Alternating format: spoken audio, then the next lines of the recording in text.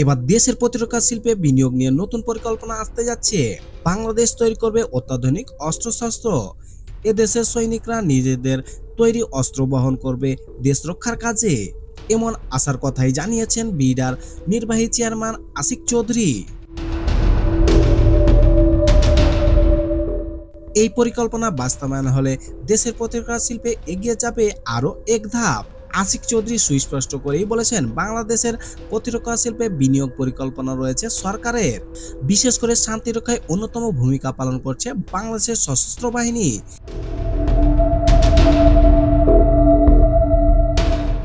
এর জন্য প্রয়োজনীয় অস্ত্র এবং গোলাবারুদ সহ অন্যান্য সরঞ্জামের বেশিরভাগই বিদেশ থেকে আমদানি করতে হয়।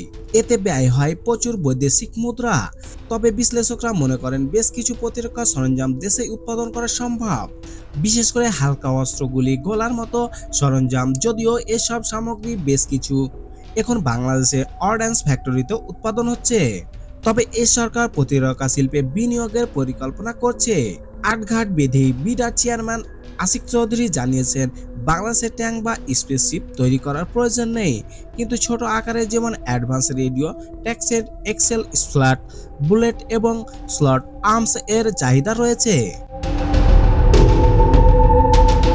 আসিক চৌধুরী বলেছেন, এই মুহূর্তে তারা সেনা নৌ বিমান বাহিনীর সাথে কাজ করছেন। এরপরও শুনেছেন আরো বড় সুখবর, যে সব বিদেশি বিনিয়োগকারী প্রযুক্তি হস্তান্তরের মাধ্যমে বাংলাদেশে আসতে ইচ্ছুক তাদের খুঁজে বের করার কাজ করছে এই সরকার। বিডা চেয়ারম্যান আরো জানিয়েছে, এই বিনিয়োগকারীদের কাছ থেকে উৎপাদিত প্রতিরক্ষা সরঞ্জাম কেনার প্রতিশ্রুতি নিয়ে তাদের আঞ্চলিকভাবে রপ্তানি করার সুযোগও প্রদান করা যেতে পারে। এর জন্য একটি বিশেষায়িত মিলিটারি ইকোনমিক জোন এর মতো ধারণা পোষণ করছে বর্তমান সরকার। নিজ দেশে প্রতিরক্ষা শিল্পে করার পাশাপাশি নতুন সরকার আসার পর যুদ্ধস্ত বন্ধু দেশগুলোর থেকে কেনার ব্যাপারে কথা শোনা গেছে। বিশেষ করে বিমান বাহিনীর জন্য চতুর্থ প্রজন্মের যুদ্ধ বিমান কেনার ব্যাপারে আলোচনা বহু আগে চীন এবং পাকিস্তান থেকে এই ধরনের যুদ্ধ বিমান সংগ্রহের আলোচনা চলছে। বিশেষ করে চীনের চতুর্থ প্রজন্মের যুদ্ধ বিমান জেট এনসি কেনার ব্যাপারে আলোচনা এগিয়ে গেছে বলেই খবর এসেছে গণমাধ্যমগুলোতে। এছাড়াও তুরস্ক থেকে সাম্প্রতিক এসেছে হালকা কামান।